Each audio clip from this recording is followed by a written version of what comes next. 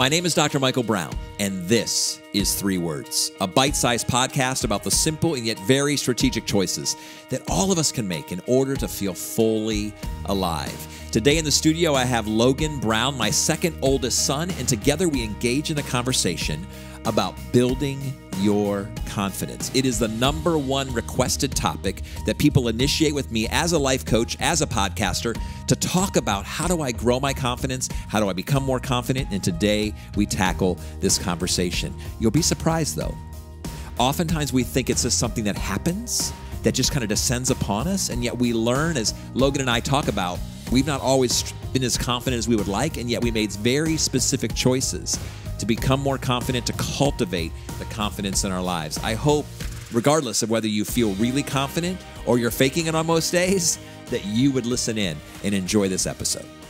So Logan and Michael Brown, it's a pleasure to have you in the studio for the 3rd time in front of the camera, because typically you're behind the camera. Yep, that's right. Because you are the producer of 3 Words podcast, making your father Look good.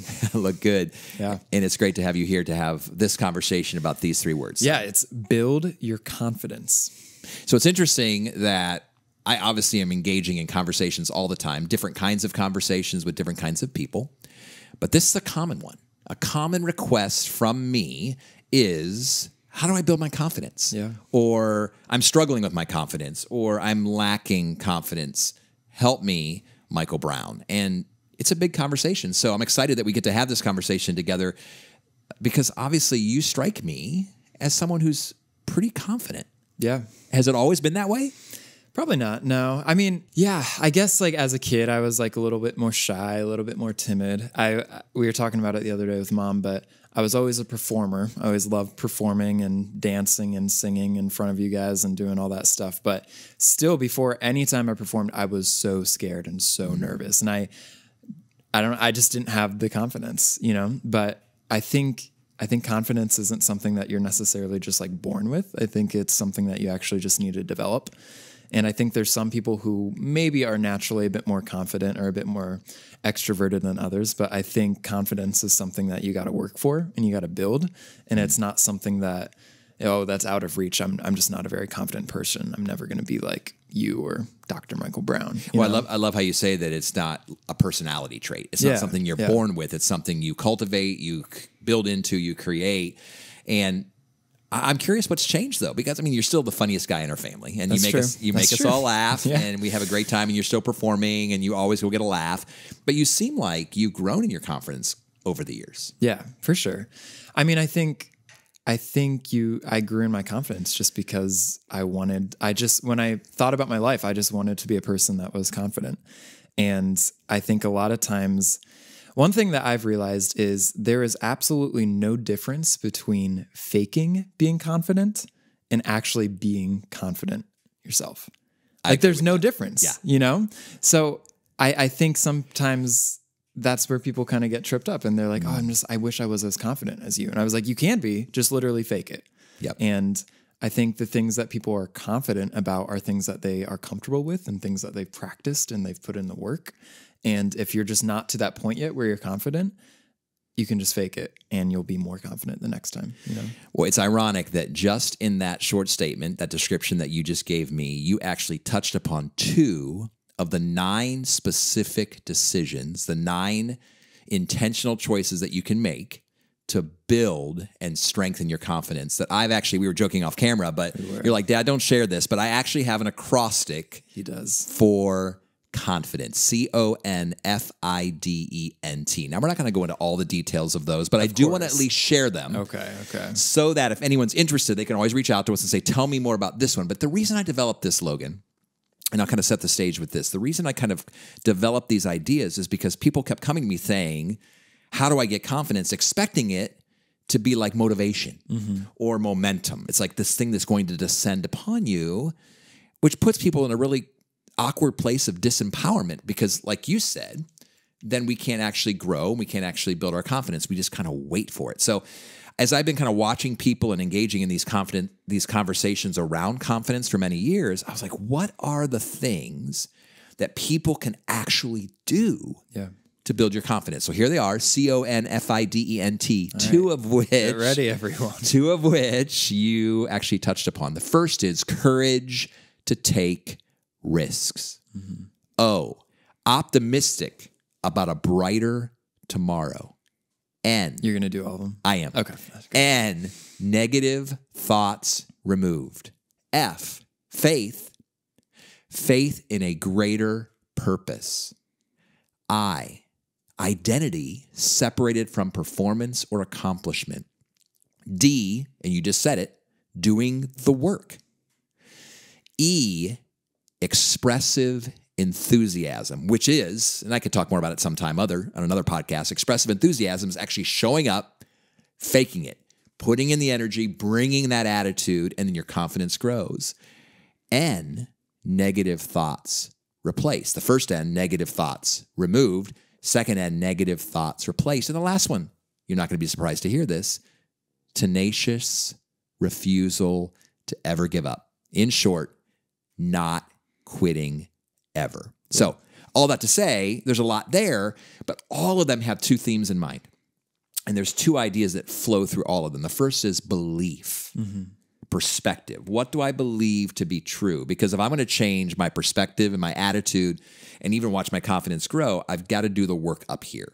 And then secondly, actually about 2/3 of those are choices, behaviors, decisions, intentional choices. And even without knowing it, you make fun of my acrostics, but even without knowing it, you talked about two of them that are important to actually building your confidence. I'm going to pause at this point in the podcast to invite you to subscribe to our YouTube channel, to one of our podcasting platforms, and to share this episode on confidence, how to grow your confidence with a friend or family member who might need it. Yeah. I mean, and I think a lot of people might be surprised, but I knew you growing up. Well, I didn't know you growing up, but you've told me growing up that you were not very confident either. So like, what's your story there? Like, how did that change? Well, I think part of it, honestly, son, and I have an incredible relationship with my father and my stepmother now. Obviously, Grandma Starr is deceased, and she has passed on when she was 36 and I was 15. But I think just going through divorce, watching my parents get divorced and just the turbulence of that, we didn't have a lot of resources. There was just a lot of challenges and turbulence in my family. Most of it wasn't even in the family itself, but it was the things that were going on inside of me in light of those things. Actually going through grade school, I was really insecure, deeply insecure. And I was quiet and I was timid and I was a little overweight and I wasn't really coping with kind of the emotions that I was dealing with in a healthy way. I was eating a lot of food and I didn't exercise and I didn't play sports. And there was all these kind of things going on. And it wasn't until my 9th grade year of high school, my first year of high school, my freshman year, when actually a mentor stepped into my life and began to kind of have some of these conversations with me, and it began to change. Now, I will tell you what, it didn't change quickly. It changed really slowly. Yeah. As I began to kind of step into the world of theater, speaking of performance, I think you come by it naturally. I don't know if it's genetic, but all that to say, I began to perform. I began to work in theater and speech, and I began to do public presentations, but it wasn't until probably 10 years ago when every time I would stand before a crowd, I was terrified. Yeah. As you talked about, and just seeing now, and I mean this sincerely and not at all in an arrogant or boastful way, but there are a few situations that I'm in where I actually feel like I don't have confidence because I put so many deposits and so many experiences into the confidence bucket that I feel really at ease in most situations now. Yeah. Do you feel like you kind of go out of your way to try to put yourself in uncomfortable situations? I do. And I think one of the reasons that I talk about that, the very first thing is courage to take risks, is the ability to actually do those things that are hard. I'll tell you, we're both 7s on the Enneagram. We don't like pain. Nope. We don't like conflict. Nope. But one of the challenging things that I'm continually doing is putting myself in situations where I need to have hard conversations with people, whether that's hard conversations with mom, hard conversations with my kids. Obviously, you have 8 siblings. Yeah. I mean, I had a hard conversation with you today. I was like, Dad, we have to cut the acrostic.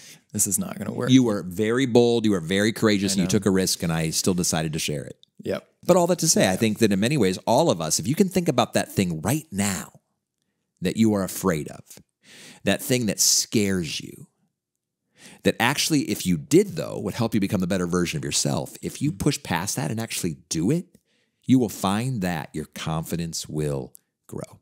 For sure. Sometimes you just got to say yes to things before you feel like you're ready. You know, I feel like throughout my life, like even with career, like just my career or through school, like I would get these opportunities and I would just say yes to them immediately because they sounded cool without even like thinking like, oh shoot, I have no idea how to do that, you know, but that's just like how you learn. And that's, I feel like that's one of the big things about growing your confidence is not waiting till you feel like I'm confident enough to do this thing. I love that. But just to jump into it and be like, you know what, I'm going to figure it out along the way. Because I'm going to put myself in the situation where I kind of have to. You know? And honestly, son, I'm not sure you'd be as creative and as successful as you are right now at 24 years old. You're so young, and yet you have built this incredible life, and you and Dea together are building a bright future, and both of you have this certain like confidence. But confidence is not the opposite of humility. In many ways, you are also deeply humble and generous and caring and compassionate. But also there's this confidence in both you and your wife that you're going to tackle the world and you're going to give it a try. And I'm guessing for both of you, there's times when you are wondering, ooh, do we have what it takes? Is this going to work out? And yet you keep pressing on and you keep trying new things. It's similar to motivation. We talk a lot about motivation in 3 words, and you just don't wait for it to show up. I kind of think about motivation, and I kind of think about confidence similarly, that what do you do when they're not there? And I would say in the same way that you treat both confidence and motivation is someone who shows up late for dinner. You start without them. So you make decisions, and then what happens is those feelings of confidence, that attitude of motivation and so forth begin to grow. So very interesting. And I'm guessing as well, you wouldn't be as creative because you've stepped into some really kind of fun and exciting creative opportunities. That are you telling me there's times when even in 3 Words podcast, you feel like I have no idea what I'm doing and we're just going to wing it? Oh, for sure. I mean, great. Thanks for telling me now. I mean, this episode, I didn't know what we were going to talk about, but I think we both, I don't know. I think at the end of the day, we both just want to live a life of confidence, and that's something that we admire about other people, and that's something that we want to be ourselves. And yeah, I think we talk about all the time, and we'll say it again, it's just about choices. Like sometimes you literally just have to choose to just like go for it and like don't wait for that confidence or that motivation to hit you. It's like just take the next step, and that confidence is probably going to follow. You know? And so what I'm hearing you saying, of course, obviously I teach you and mentor you, but you're also teaching me and mentoring me. I am your mentor, yeah. You are my mentor, and you're reminding me even today. So you want to do things that are hard. You want to actually try things that are new. What I'm hearing you say is you actually jump in even when you don't have all the answers or all the skills, and you'll figure it out along the way.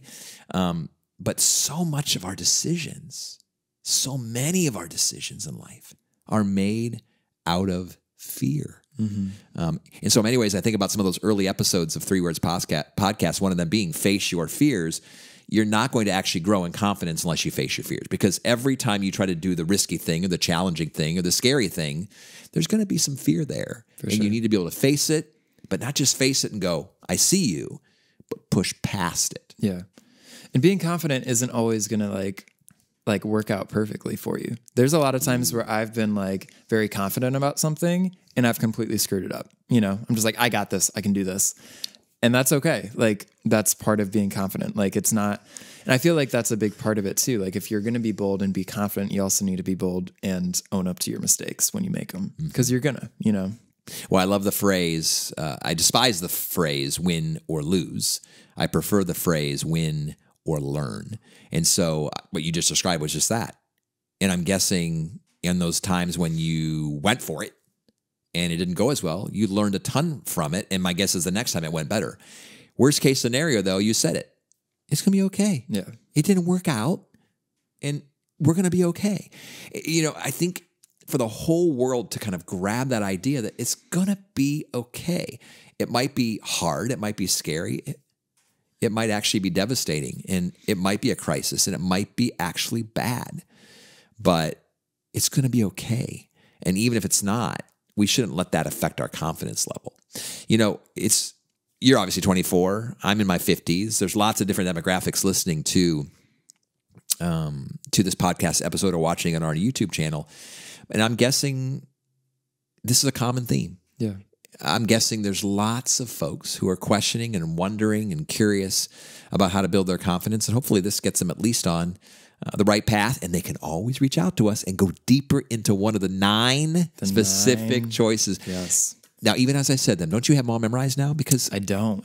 They are completely gone. I thought acrostics always stick in people's minds. I think that's just your mind, but... Fair enough. Son, thanks for the conversation today. And obviously we decided quite recently to actually engage in this conversation. And so thanks for taking the risk, being confident enough to say, yeah, let's go. Yeah, for sure. Happy to be here.